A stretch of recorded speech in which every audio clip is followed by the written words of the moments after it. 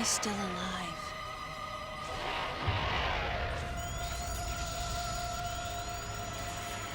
The baby.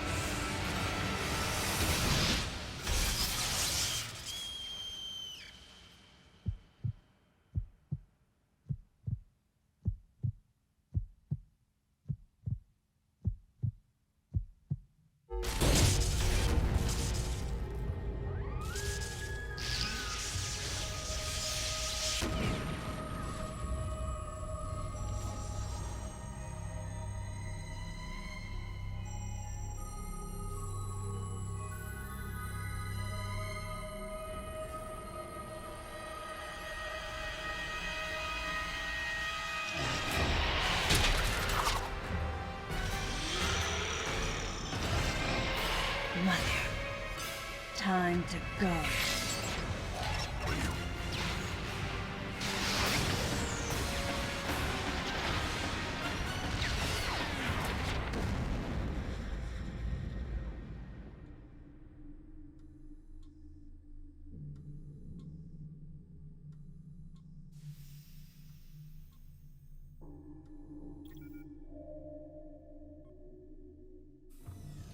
Okay, Samus.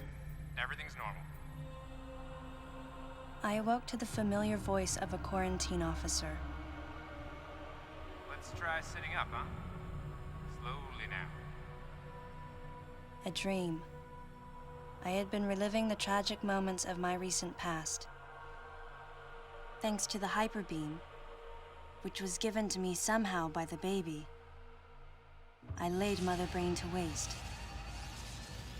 And the explosion that followed destroyed planet Zebes, along with the remains of Mother Brain, the space pirates, and my long-standing nemesis, Ridley, and the baby. Come on, Samus. Let's go next door.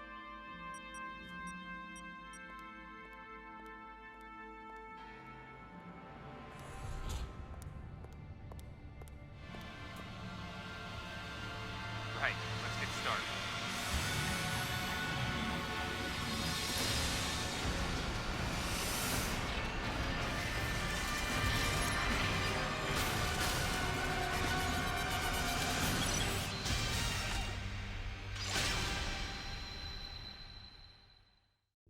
Ready for a quick test, Samus?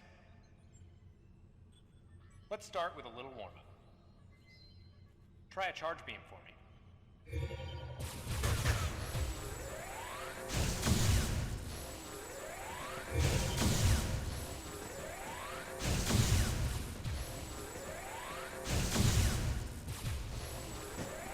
Sharp-looking charge beam, just the way I like it.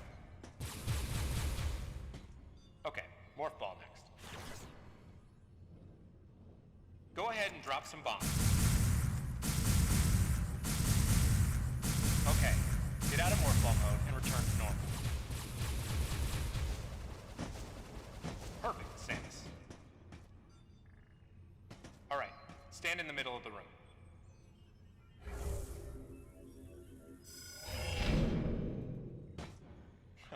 Surprised? From there, kick climb to work your way up. Just like that, Samus. Let's invite some of your pals.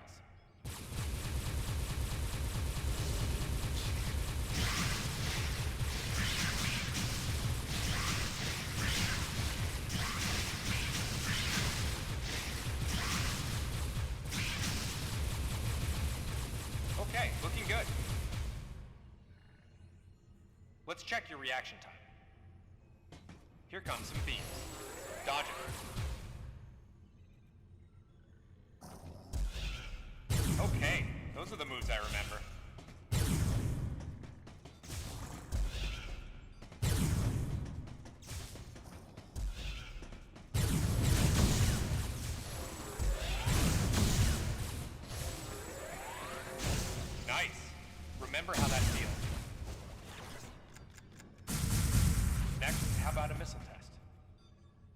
Use concentration to replenish your missile supply. One of your pesky buddies is lurking here somewhere. Find him for me, huh? Why not say hello with a missile?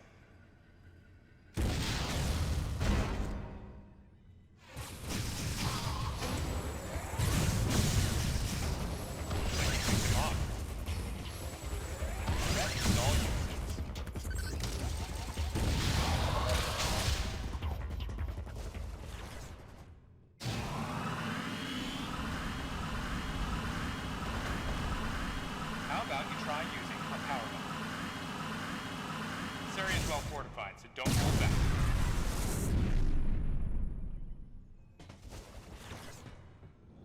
Allow adequate room around you during power bomb. All right, Samus. That's it for the test.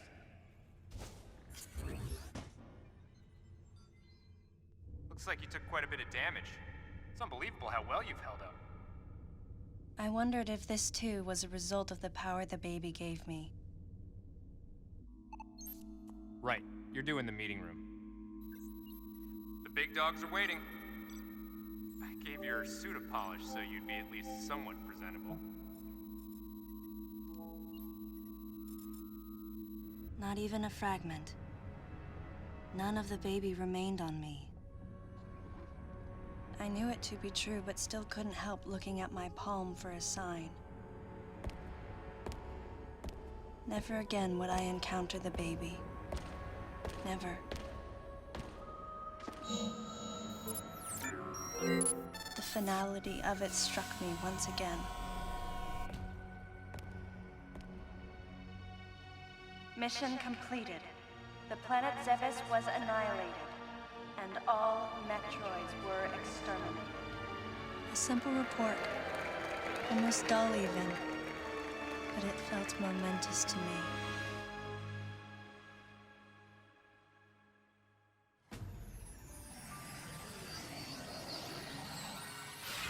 I don't know how much time passed since then. Days went by in their quiet way, and people's recollections of Metroids and space pirates grew nebulous over time, relegated to a past concern of the galactic communities. Nothing more than a faded memory. Codename Baby's Cry. A common SOS with the urgency of a baby crying. The nickname comes from the fact that the purpose of the signal is to draw attention. The signal was coming from a remote part of space. I altered the course of my ship as if this detour had already been part of my flight plan. Baby's Cry. It was as though it was crying specifically for me.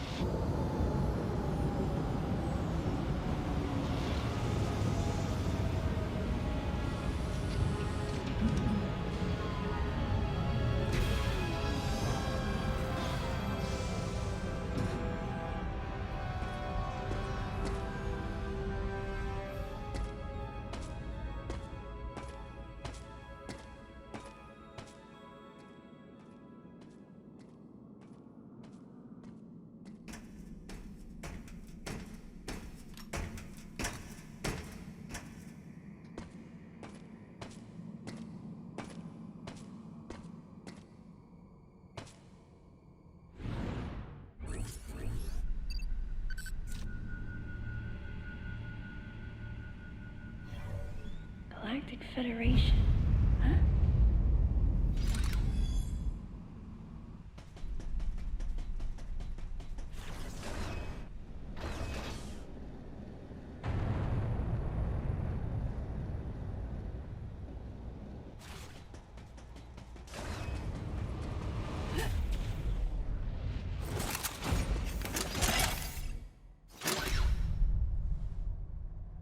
Ah, fancy meeting you here, princess.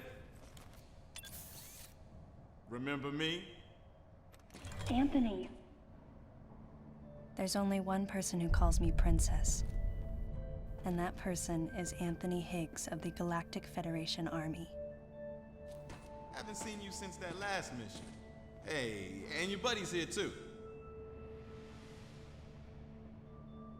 Adam Malkovich, a general in the Galactic Federation Army. Not only a trusted confidant, but also my former superior officer. Yes, there was a time when I was enrolled in the Galactic Federation Army. And then I was young and inexperienced.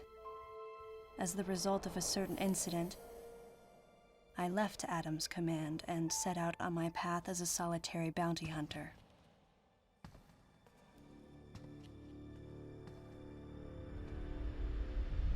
What are you doing here? The first words out of his mouth were typical coming from Adam. To answer his question, I recounted the details of what had brought me to this place, and then I asked what circumstances led the Federation here. That information is not for an outsider. The word he so obviously chose, outsider, pierced my heart.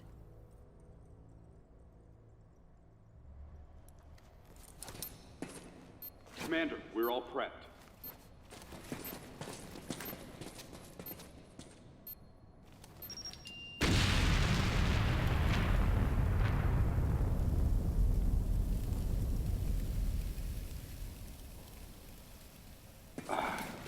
No dice. I think our only option is to use the laser to slowly burn our way through. This is gonna take a while. The electrical system here is out, and we can't get the barrier wall to open. We tried using explosives, but it's tricky to pull off without collateral damage. What we need is some way to focus the power onto one centralized location.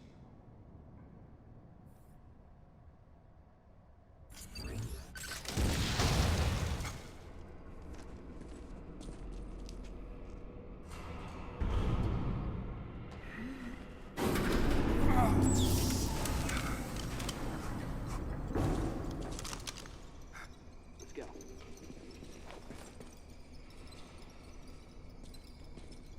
All right. I'm gonna go on ahead.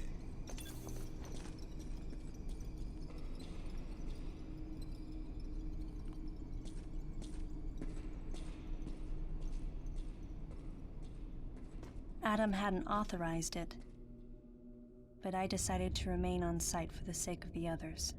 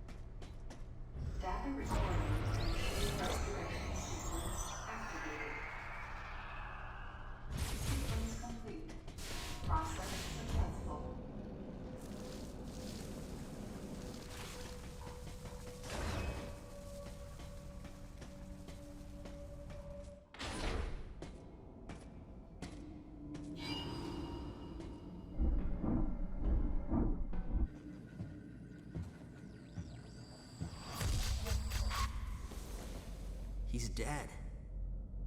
Someone or something attacked him.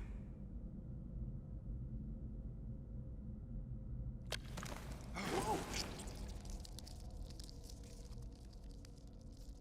Get away from me!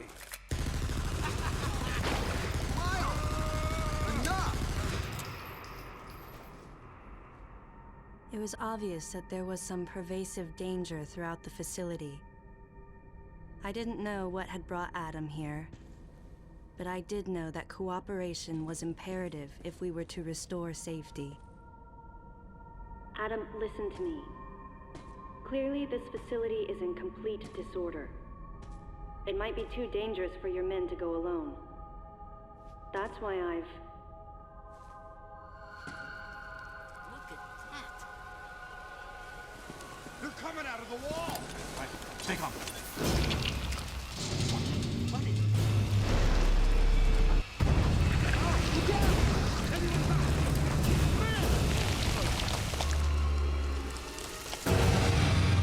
Open fire!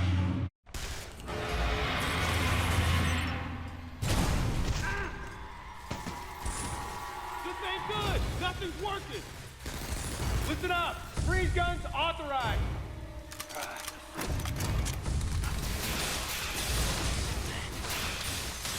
Sam, I'm authorizing missile use!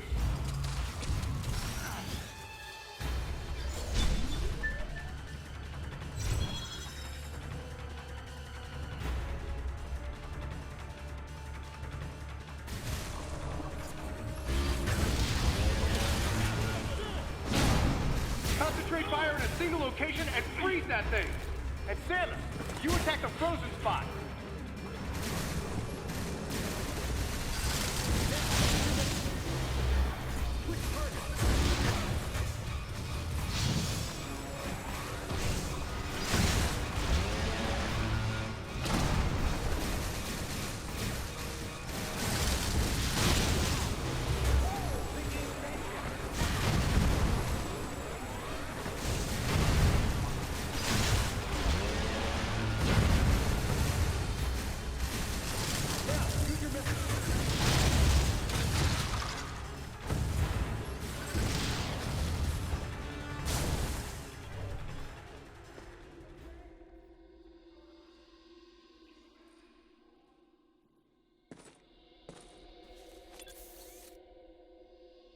Samus, looks like I'm gonna need to ask for your cooperation on this mission, but I'm also gonna have to ask that you follow my commands. You don't move unless I say so, and you don't fire until I say so.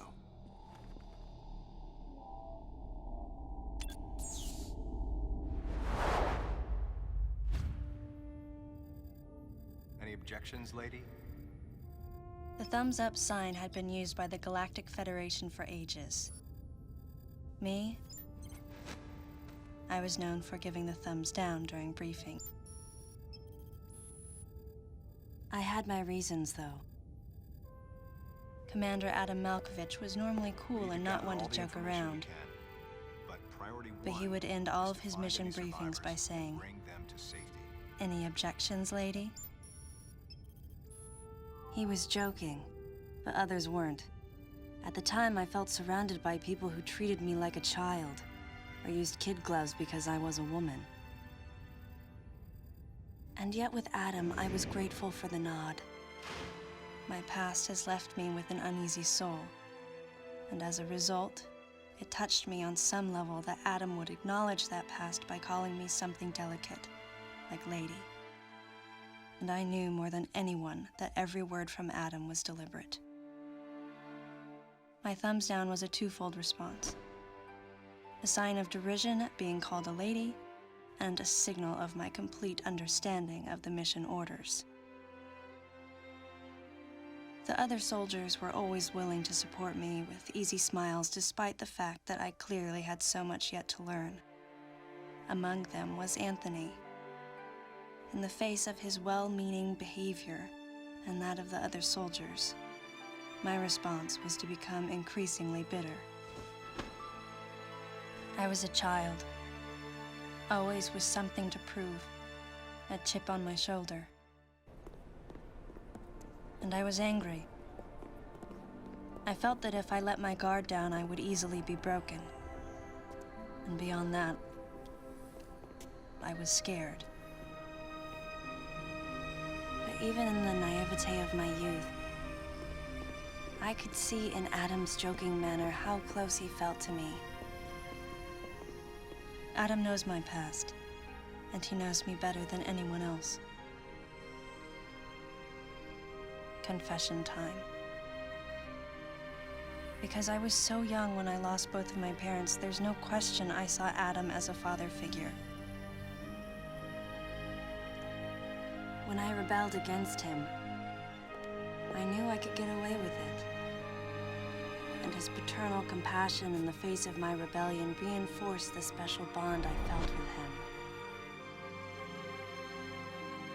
I understood well that chances were slim that I would ever find anyone that understood me like Adam. And yet, when the time came, I still left his side. I was so young. Young and naive.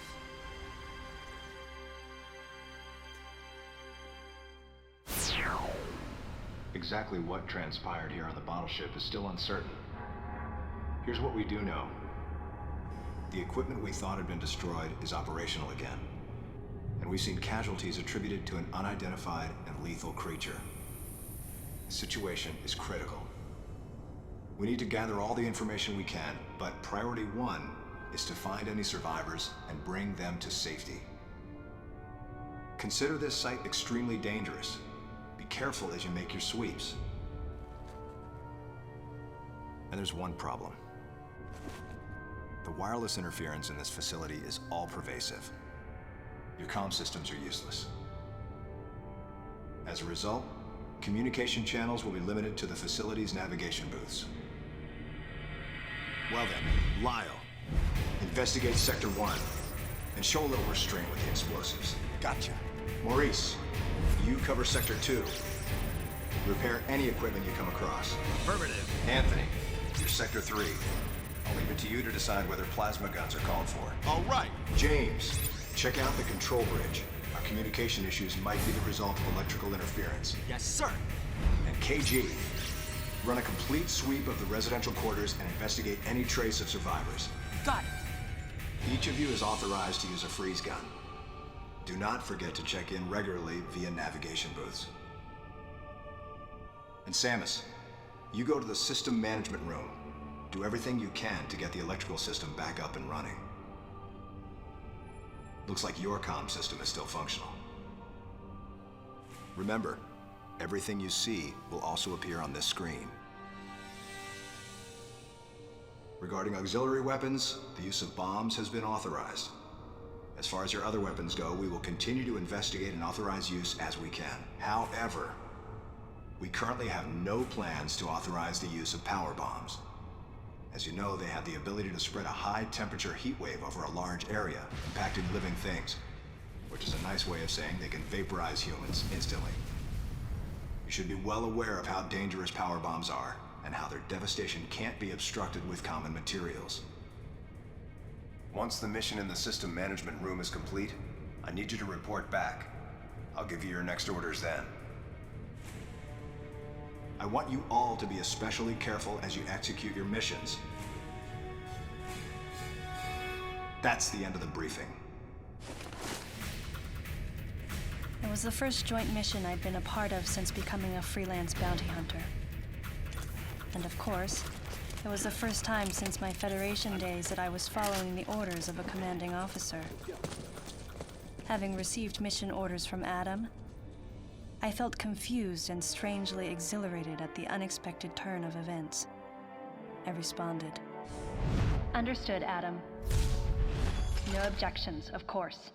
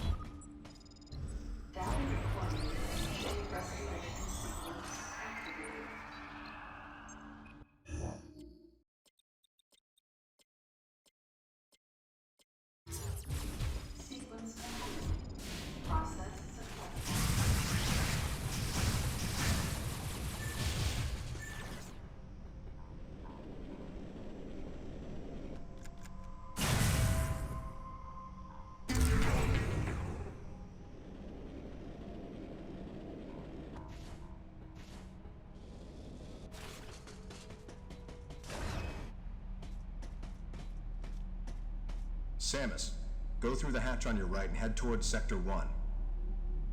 Lyle went ahead to secure a route to a facility of interest. I'll leave you to survey Sector 1.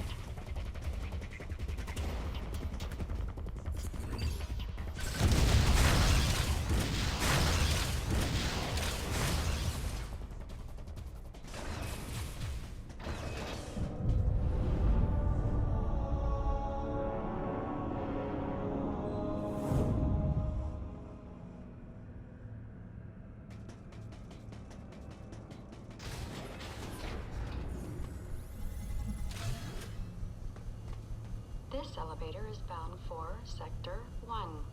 A Level 3 warning is now in effect in Sector 1. Please avoid traveling alone and remain armed. Stay alert to your surroundings at all times.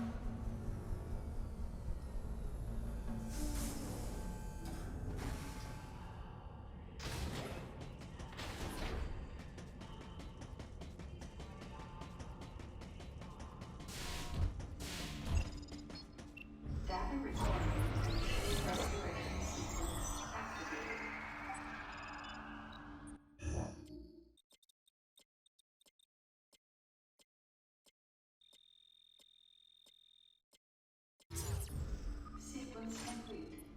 Process successful.